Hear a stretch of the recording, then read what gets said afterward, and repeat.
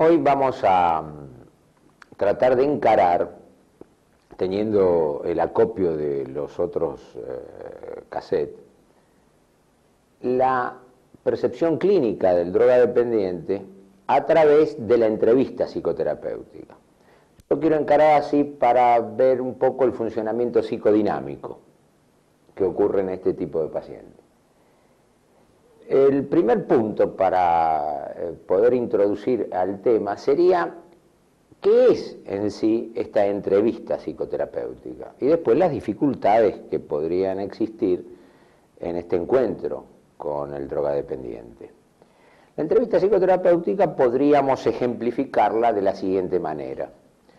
Una relación de dos personas, un vínculo que se va a intentar establecer, donde existe el terapeuta y el paciente, que tiene que constituir lo que se llama un campo operacional terapéutico, en donde presumiblemente uno aspiraría a ayudar a esta persona a través de un emergente que sería el cambio para otras corrientes, la curación. Yo la palabra curación la saco un poco del diccionario médico y más en nuestra especialidad porque la considero un poco omnipotente y hablo de cambio.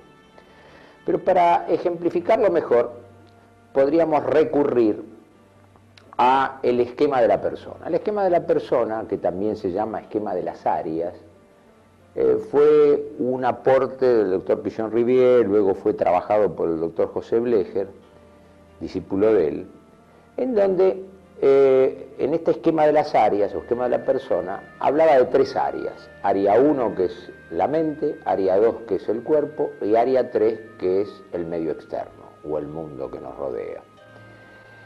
Esto solamente a título didáctico, porque, como hemos dicho en otros cassettes, esto es una totalidad gestáltica, es una estructura en la cual emerge la mente, el cuerpo y el mundo de relación, que constituye al individuo. Esto no es un conocimiento intelectual externo, es decir, esta área 1, que es la mente, sería cómo yo pienso que pienso. El área 2, que es el cuerpo, cómo yo pienso que es mi cuerpo. Y el área 3, cómo yo pienso que es mi mundo de relación con los demás. Esto es importante señalarlo y me voy a permitir una pequeña digresión poética. Ya Omar Khayyam en sus poemas decía: uno es lo que los otros creen que es, lo que él cree que es y lo que realmente es. Son visiones distintas. Esa integración constituye el ser de esa persona. Entonces, volviendo al esquema de la persona, esta es una instancia intrapsíquica, es una representación intrapsíquica de su mente, de su cuerpo y de su mundo de relación. Este esquema de la persona, por un lado, lo tiene el terapeuta, médico, el entrevistador, que va a realizar este encuentro con el paciente dependiente. Y el dependiente también tiene su esquema de la persona. Intrapsíquicamente, este consultante dependiente tiene una representación de, yo diría, imágenes en conflicto o problemas, retraducido en otros términos, su dramática relacional interna. Dramática relacionada al término acción, drama del griego, relacional porque está relacionado con objetos internos, que pueden ser personas, pueden ser situaciones, pueden ser ambientes, pero vamos a reproducirla en una situación interna más típica que se asocia mucho a la situación triangular primaria, es decir, como un triángulo interno. Entonces, él relacionado con esa X persona, como un ejemplo, en conflicto. Y además la representación del terapeuta que va a consultar o el médico que va a consultar. Por lo tanto, configura un triángulo, en donde la relación de él con ese personaje interno en conflicto configura su dramática relacional interna. Dejamos entonces al paciente por un lado. Vayamos entonces al terapeuta. El terapeuta, por su lado, también tiene esa representación intrapsíquica. Puede tener la imagen del paciente que va a consultar, una imagen interna determinada, y además los personajes X que pueda tener en conflicto él, su dramática relacional interna. Es importante, y esto para los médicos jóvenes y los que se vuelquen a esta tarea de la psicoterapia, y acá se ve de que esta dramática relacional interna uno tenga el mayor seguro de no volcarla en el campo operacional terapéutico, en la relación con el paciente. ¿Y de qué manera uno puede tener un reaseguro? Tratándose el mismo terapeuta previamente.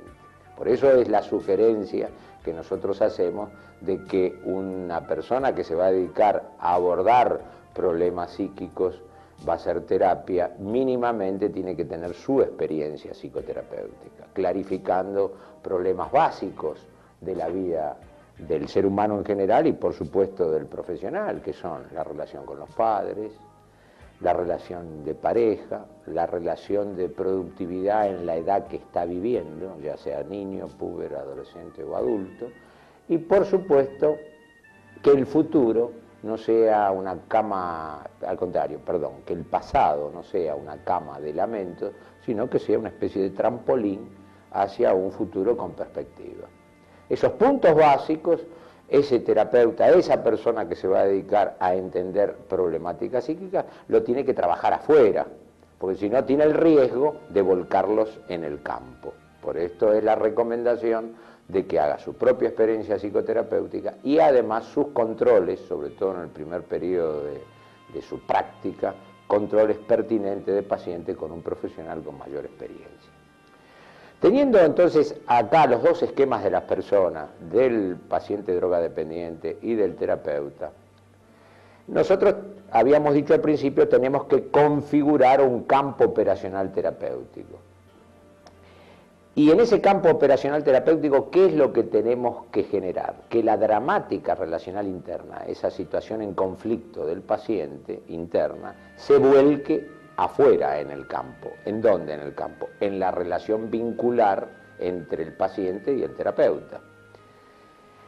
Esta manera de volcarlo al campo va a llevar tiempo.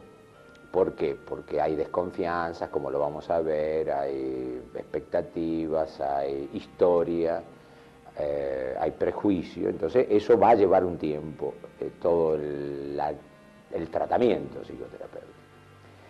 Si se logra establecer este vínculo, es decir, que una persona que tiene un problema lo pueda volcar, el terapeuta lo recepcione,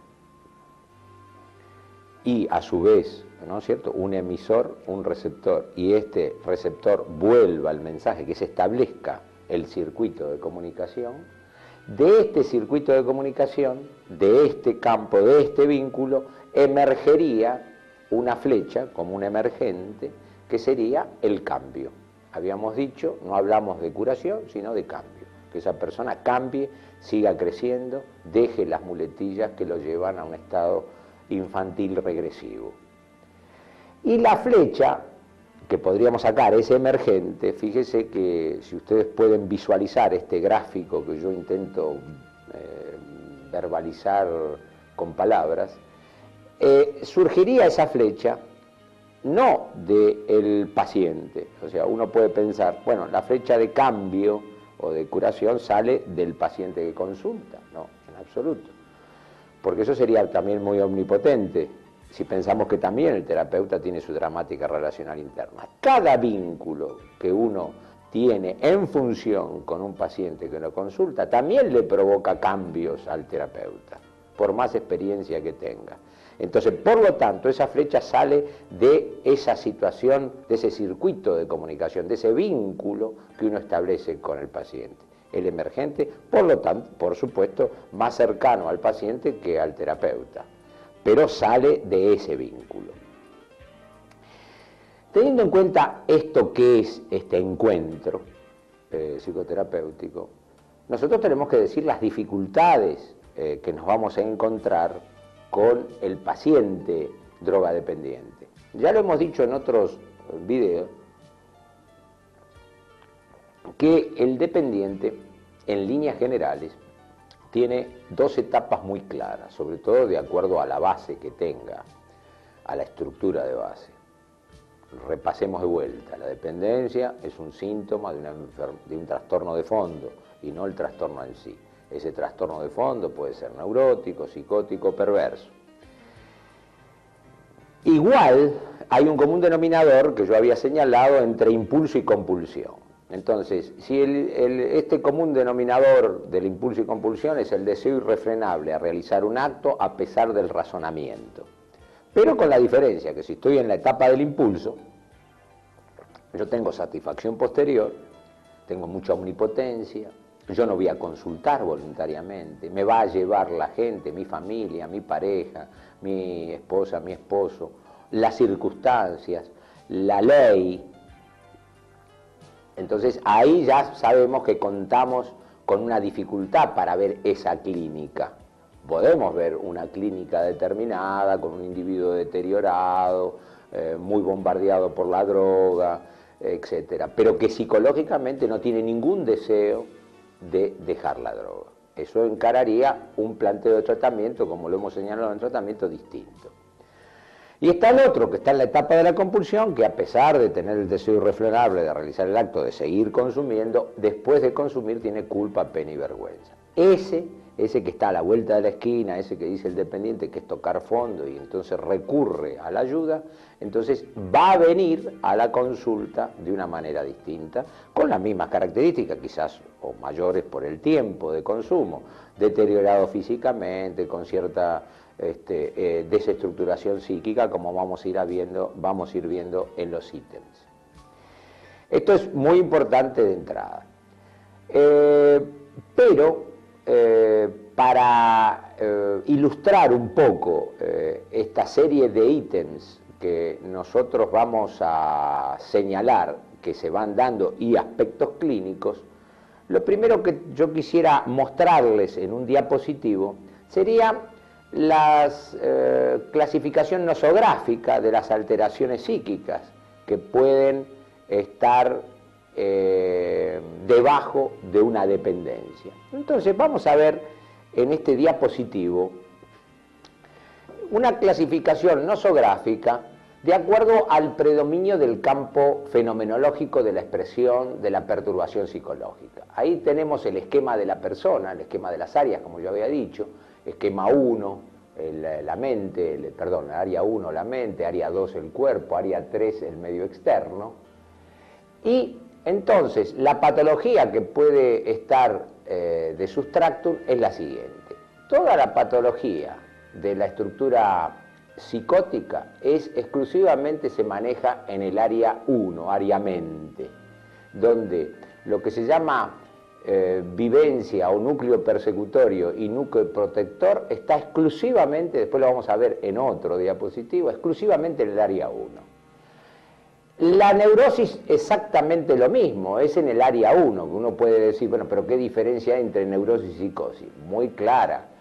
En la neurosis hay conciencia de enfermedad y sufrimiento psicológico. En la psicosis hay sufrimiento psicológico, pero no hay conciencia de enfermedad. Entonces, el individuo neurótico, que tiene base neurótica con la dependencia, va a concurrir, si está en la etapa de la compulsión, a concurrir voluntariamente a buscar ayuda. La estructura psicótica, que no tiene conciencia de ese trastorno psíquico, va a ser llevado, fíjese, y además en la psicosis hay una pérdida de contacto con la realidad, un alejamiento de la realidad, delirio, alucinaciones, etcétera, que no están en la neurosis.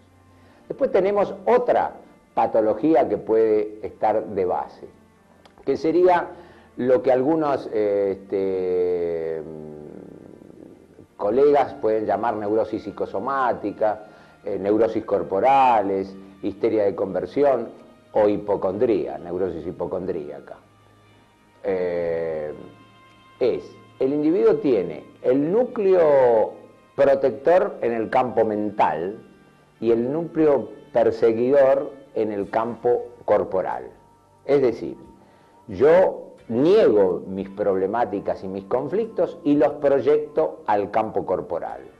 Léase asma, muy común en el drogadependiente, podría ser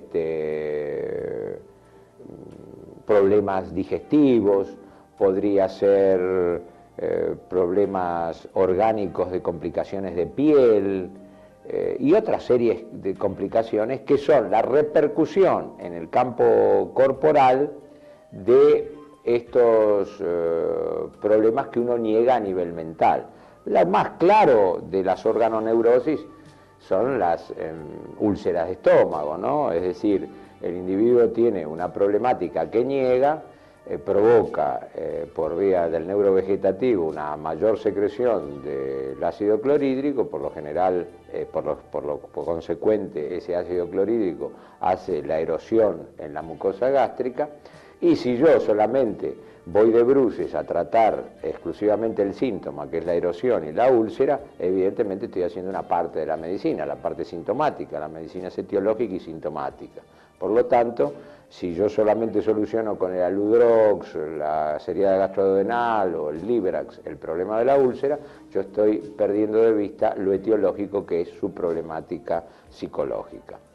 Así tendríamos un sinfín de enfermedades de la clínica que subyacen en estos pacientes. Pero también en el diapositivo había otras nosografías. Estaba en